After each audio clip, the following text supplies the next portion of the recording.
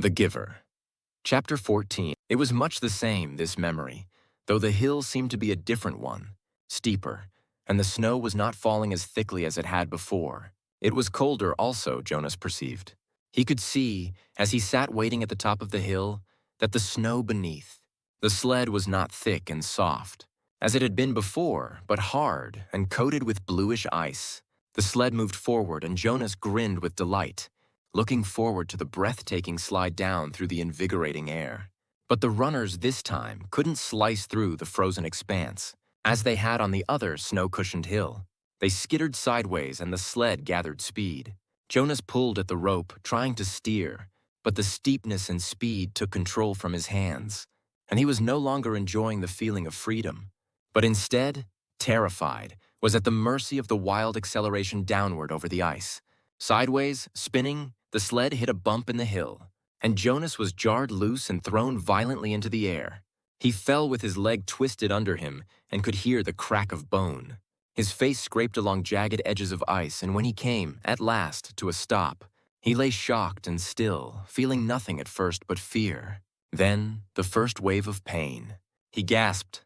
It was as if a hatchet lay lodged in his leg, slicing through each nerve with a hot blade.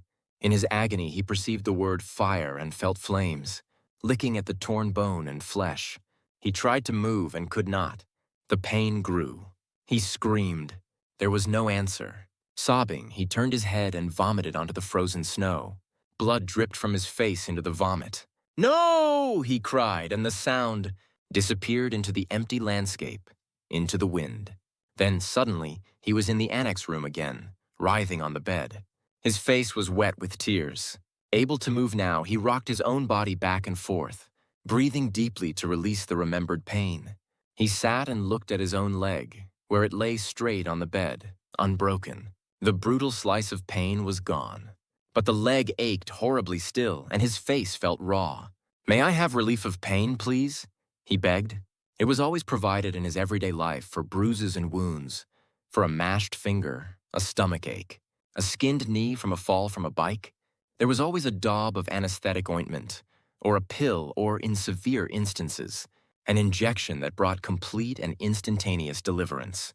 But the giver said no and looked away.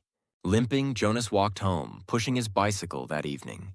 The sunburned pain had been so small in comparison and had not stayed with him. But this ache lingered.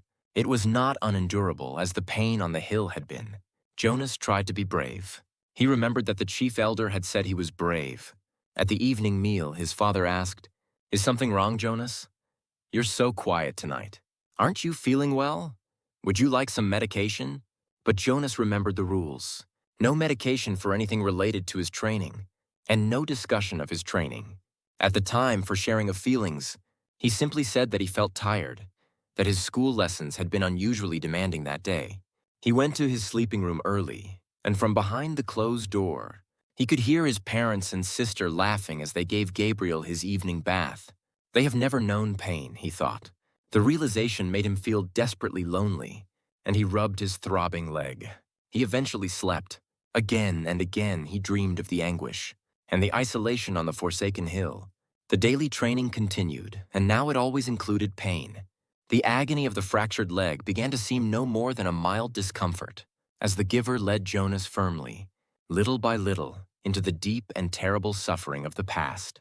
Each time, in his kindness, the giver ended the afternoon with a color-filled memory of pleasure. A brisk sail on a blue-green lake, a meadow dotted with yellow wildflowers, an orange sunset behind mountains. It was not enough to assuage the pain that Jonas was beginning now to know. "Why?" Jonas asked him after he had received a torturous memory, in which he had been neglected and unfed. The hunger had caused excruciating spasms in his empty, distended stomach. He lay on the bed, aching. "Why do you and I have to hold these memories?" "It gives us wisdom," the giver replied. "Without wisdom, I could not fulfill my function of advising the committee of elders when they call upon me. But what wisdom do you get from hunger?"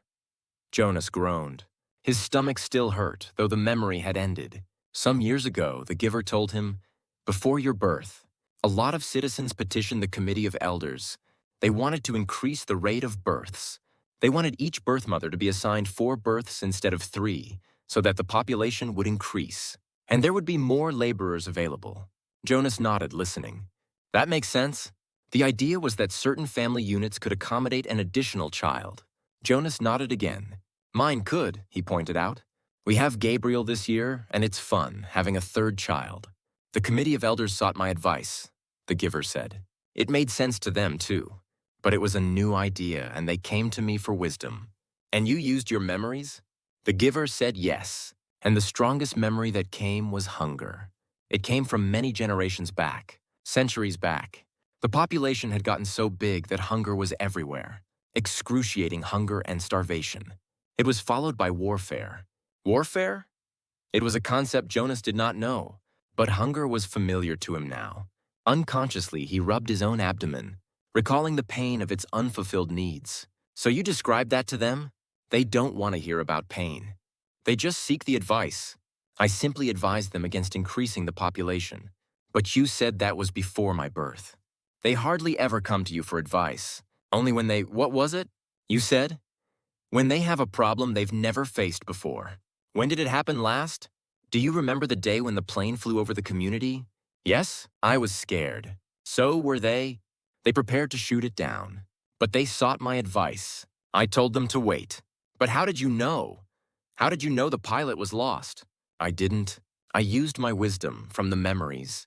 I knew that there had been times in the past, terrible times when people had destroyed others in haste, in fear, and had brought about their own destruction. Jonas realized something. That means, he said slowly, that you have memories of destruction. And you have to give them to me, too, because I have to get the wisdom. The giver nodded. But it will hurt, Jonas said. It wasn't a question. It will hurt terribly. The giver agreed. But why can't everyone have the memories? I think it would seem a little easier if the memories were shared. You and I wouldn't have to bear so much by ourselves if everybody took a part. The giver sighed. You're right, he said. But then everyone would be burdened and pained. They don't want that. And that's the real reason the receiver is so vital to them and so honored. They selected me and you to lift that burden from themselves. When did they decide that? Jonas asked angrily. It wasn't fair. Let's change it. How do you suggest we do that? I've never been able to think of a way, and I'm supposed to be the one with all the wisdom. But there are two of us now, Jonas said eagerly. Together we can think of something. The giver watched him with a wry smile. Why can't we just apply for a change of rules? Jonas suggested. The giver laughed. Then Jonas, too, chuckled reluctantly. The decision was made long before my time or yours, the giver said, and before the previous receiver, and he waited. Back and back and back. Jonas repeated the familiar phrase. Sometimes it had seemed humorous to him. Sometimes it had seemed meaningful and important. Now it was ominous. It meant he knew that nothing could be changed. The new child, Gabriel, was growing and successfully passed the tests of maturity that the nurturers gave each month. He could sit alone now, could reach for and grasp small play objects. And he had 6 teeth. During the daytime hours, Father reported, he was cheerful and seemed of normal intelligence. But he remained fretful at night, whimpering often, needing frequent attention. After all this extra time I've put in with him, Father said one evening after Gabriel had been bathed and was lying, for the moment, hugging his hippo placidly in the small crib that had replaced the basket. I hope they're not going to decide to release him. Maybe it would be for the best, Mother suggested. I know you don't mind getting up with him at night, but the lack of sleep is awfully hard for me. If they release Gabriel, can we get another new child as a visitor? Asked Lily. She was kneeling beside the crib, making funny faces at the little one who was smiling back at her. Jonas's mother rolled her eyes in dismay. No, Father said, smiling. He ruffled Lily's hair. It's very rare anyway that a new child's status is as uncertain as Gabriel's. It probably won't happen again. For a long time. Anyway, he sighed, they won't make the decision for a while. Right now, we're all preparing for a release. We'll probably have to make very soon. There's a birth mother who's expecting twin males next month. Oh dear, Mother said, shaking her head. If they're identical, I hope you're not the one assigned. I'm next on the list. I'll have to select the one to be nurtured and the one to be released. It's usually not hard, though. Usually it's just a matter of birth weight. We release the smaller of the two. Jonas, listening, thought suddenly about the bridge. and how, standing there, he had wondered what lay elsewhere. Was there elsewhere, truly? Was it just another community? Was there someone there, waiting, who would receive the tiny released twin? Would it grow up elsewhere, not knowing ever that in this community lived a being who looked exactly the same? For a moment, he felt a tiny, fluttering hope that he knew was quite foolish. He hoped that it would be Larissa, waiting. Larissa, the old woman he had bathed. He remembered her sparkling eyes, her soft voice, her low chuckle. Fiona had told him recently that Larissa had been released at a wonderful ceremony, but he knew that the old were not given children to raise. Larissa's life elsewhere would be quiet and serene as befitted the old. She would not welcome the responsibility of nurturing a new child who needed feeding and care, and would likely cry at night. "Mother? Father?" he said, the idea coming to him unexpectedly. "Why don't we put Gabriel's crib in my room tonight? I know how to feed and comfort him, and it would let you and Father get some sleep." Father looked doubtful. "You sleep so soundly, Jonas. What if his restlessness didn't wake you?" It was Lily who answered that. "If no one goes to tend Gabriel," she pointed out, "he gets very loud. He'd wake all of us if Jonas slept through it." Father laughed. "You're right, Lily Billy. All right, Jonas, let's try it, just for tonight. I'll take the night off and we'll let Mother get some sleep, too." Gabriel slept soundly for the earliest part of the night.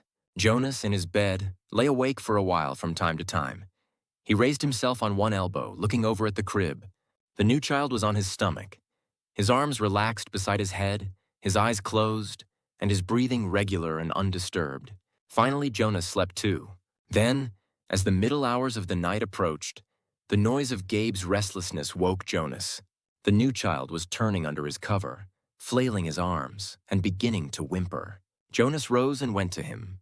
Gently, he patted Gabriel's back. Sometimes that was all it took to lull him back to sleep. But the new child still squirmed fretfully under his hand. Still patting rhythmically, Jonas began to remember the wonderful sail that the giver had given him not long before. A bright, breezy day on a clear turquoise lake, and above him the white sail of the boat billowing as he moved along in the brisk wind.